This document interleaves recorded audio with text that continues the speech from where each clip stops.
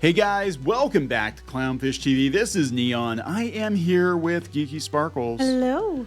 And we have another video following up on the situation with Hasbro / Wizards of the Coast. It turns out that the studio CEO of Larian, the guys who made Baldur's Gate 3, yeah, he put a tweet out there saying that he feels really bad that everybody he took a meeting with originally about Dungeons & Dragons is no longer with the company, with Wizards. But then he deleted the comment. And it looks like he deleted the comment. Yeah, I'm going out to his timeline. I can't find it, but they do have a copy of it on Game Rant. So this tells us that I think the layoffs at Wizards were a lot more severe than we were being led to believe. And a lot of people now talking that they think Wizards might be getting prepped for a sale, like we've been speculating for a while. Well, I just said yesterday. Yeah. So I have to wonder if Wizards is looking actually at the success of Baldur's Gate 3 and they're like, hey, yeah, let's just make video games. Let's not even waste our time with tabletop. Let's just make D&D video games because, we're going to make more money and let somebody else make the video games for us. We'll just license out the IP. I don't know. It doesn't seem like they want to be in the business of making toys or tabletop games or anything physical anymore. And this is what happens when you put people from Microsoft in charge of a toy company.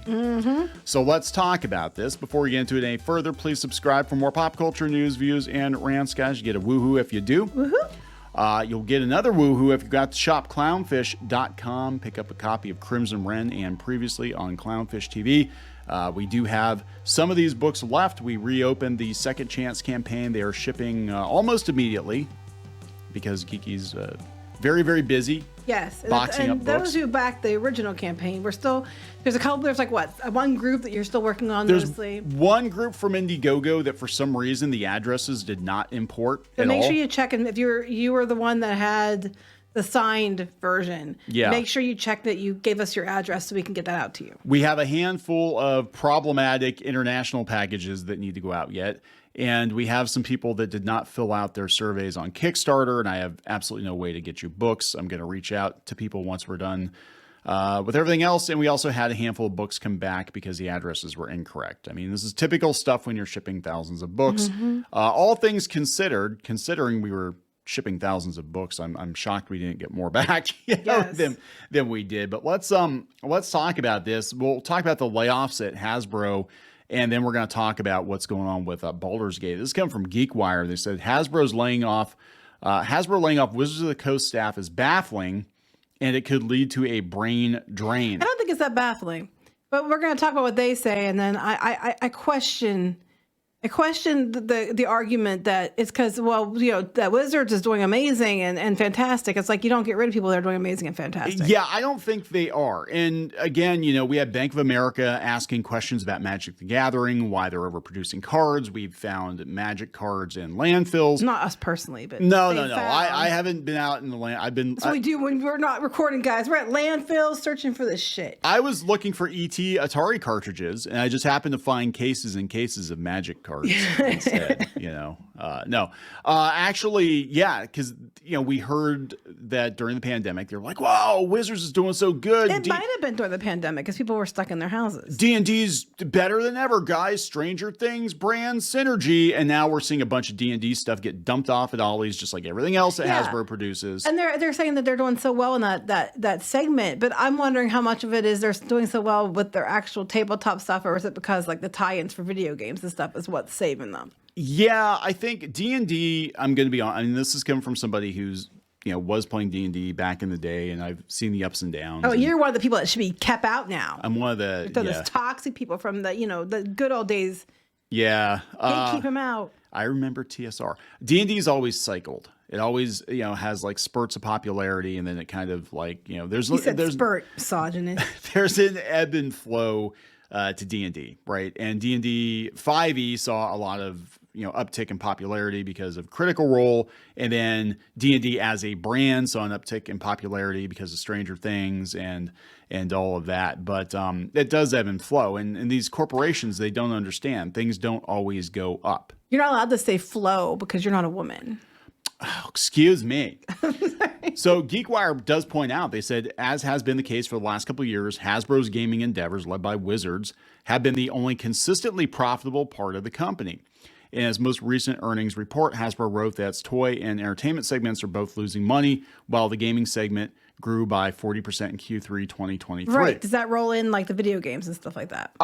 Yeah, I think their gaming segment, as I recall, they basically just kind of like throw it all in one bucket. Now, the thing is they were doing so badly with movies that they sold E1, and E1 is the producer of the Transformers movies, and they did the Dungeons and Dragons movie, which got a bad rep. I'll say it again. We were like, oh my God, this looks terrible. That was based on what the people working on the movie were saying, that they were going to, emasculate the men and all that. And the movie actually wound up being pretty damn good.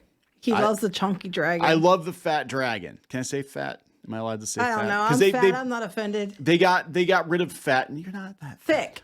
He loves the thick dragon. I love the thick dragon. Yeah. So they got rid of all that language because they're sensitivity readers and all that jazz. But then they put this fat ass dragon in the movie, which I thought was hilarious. I love that part. That was like the best part of the movie. I'm like, oh my God, he can't chase them, so he rolls after them because he's actually pretty so fat. Anyway, they said despite the success, they laid off a bunch of people that were, and we did a video on this the other day, and they were bigwigs. They weren't just like grunts, right? They said, as of the time of the writing, it's unclear why Hasbro's chosen to lay off employees at the single strongest company in its portfolio. This year, Wizards debuted a critically, if not commercially successful motion picture. That's part of the problem. Yeah. But they're still sacking employees. No, I think there's a couple things here. I think they have to cut from every division for one, but two, the fact that they're cutting big people that are like in charge of different areas of it, they're the ones that thought it was a good idea to put out like coffee shop books and prom and things like that. And I don't think they're selling. And I'm sorry, other things might be picking up, or because they keep slashing their book cost by half.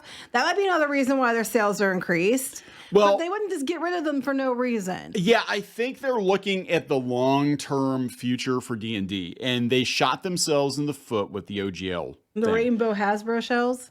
Yes. I still want those, though. My ponies would look The ponies would look great on those. But their competitors, they basically handed a huge win to their competitors because people started switching game systems. And I think they're kind of reading the tea leaves and like, oh my God. But I'm also like, I think the people in charge, the suits at Hasbro, Chris Cox especially, he actually kind of wanted it to go this way because this guy's all about video games. He's all about digital product. He's all about microtransactions. And I think Hasbro wants to be a rights holder. They don't want to, or at least Hasbro under this cock. Okay. Hasbro under cock wants to be a rights holder. They want to license their brands out to other toy companies and probably game companies. And I could honestly, at some point in time, I could see them being like, hey, Paizo, you want to make D&D officially? We'll just license it out to you. They're the guys that make Pathfinder, which split off from D&D. Well, they mentioned that. They said that they might be losing in the market because they're coming out because they're coming at them with orcs. So, not the racist orcs. No, you're not allowed to use orc. I think they did that on purpose. I really do. Let's call it orc to be like a big FU because, I have to wonder. So there have been rumors for a while. Pre-pandemic, the rumor was that Hasbro was prepping Wizards or, at least selling off D&D or something for a sale. This has been rumored for a while. I think it was 2018 on ICV2. They had an article that they were hearing that Hasbro wanted to offload Wizards of the Coast, but then they had a little bit of an uptick during the pandemic and, actually threw a wrench into things.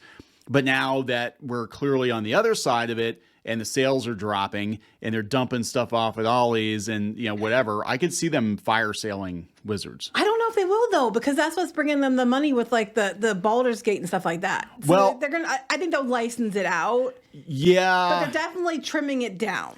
They need to, look, I'm going to reiterate, they got to get somebody else in charge of Hasbro at this point. I agree. I think they're trimming it down because they know that they don't need they're going to make just games and they're going to focus on like video games and like, maybe apps and stuff like that. Yeah. They don't need all the people that are making the books to do that. You know what I'm saying? Yeah. So let's talk about this because Baldur's Gate had a fantastic year this year. It kicked ass. Kicked ass. Got all kinds of critical acclaim. It kicked bare ass. Kicked bare ass. Bare ass. Yeah, furry bear ass. But yeah, it did really well. Won all kinds of awards. Sold like crazy. And they have to. Again, you've got a guy who's from video games looking at this like, why are we making tabletop games? Why are we making physical stuff when we can just make more of this?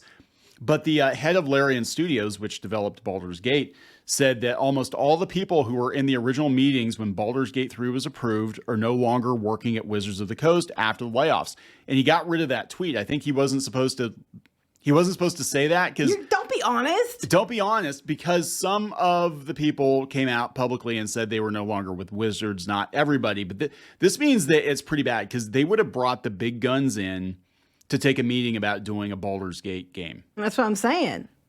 So this is, I think the layoffs at Wizards are much more severe than we're being led to believe. And I have to wonder how many of those people are going to wind up at Paizo. But I'm just saying. I said, considering how positive the Baldur's Gate 3 reviews were, this is very sad news for D&D fans. They talk about the layoffs. This is the tweet, and apparently it's gone now because they just have the embedded version. He said, I want to thank Wizards D&D, specifically the D&D team, for giving us carte blanche. I'm really sorry to hear so many of you were let go. It's a sad thing to realize that of the people who are in the original meeting room, there's almost nobody left.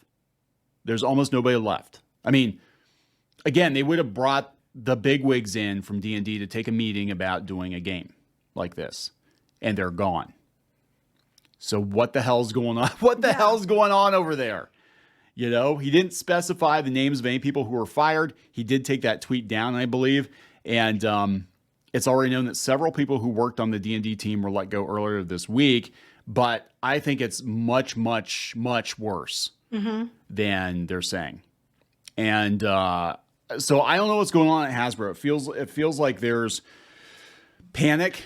Thing is, you don't do this unless only a couple reasons why you would do this. Either, especially if they are legitimately your most productive arm, you don't do it unless it's not really that productive. You don't do it unless people are problematic and pain in the ass. You don't do it unless the sales aren't where they're supposed to be, and maybe they're pushing things that aren't resonating with customers. Yeah. You don't do this unless you're planning on selling the company, or you don't do this unless you're planning on moving in a different direction, maybe video games where you don't need all these people.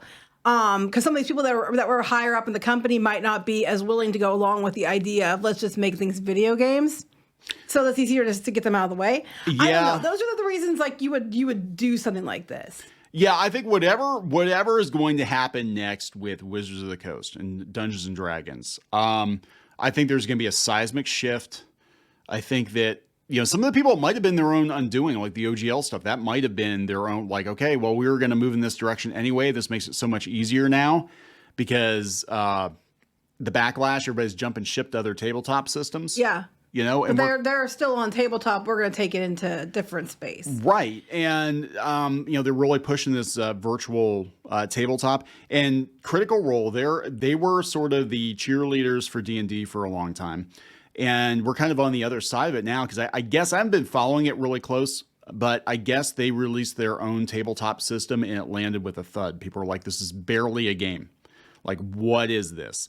I would have to look into that more, but I think we're on the other side of peak Hollywood tabletop. It's not as trendy as it was. So it's going back to the nerds. But again, Hasbro, they don't even want to make their own toys. Why are they going to want to publish a bunch of books and the stuff winds up at Ollie's anyway? Well, they probably realize that the toys is just cheaper to let them pay you to make the toys. Yeah. So they want to be Disney. Yeah. They want to be Disney. Or you let them, use your name and then they manufacture. So same thing could be said for this. Why not just let them make the games? If the games are going to kick ass and everybody's playing the games anyway. I don't know. I mean, none of these might be the reason. I'm just saying when you look at this, critically think about this, what reasons could they have?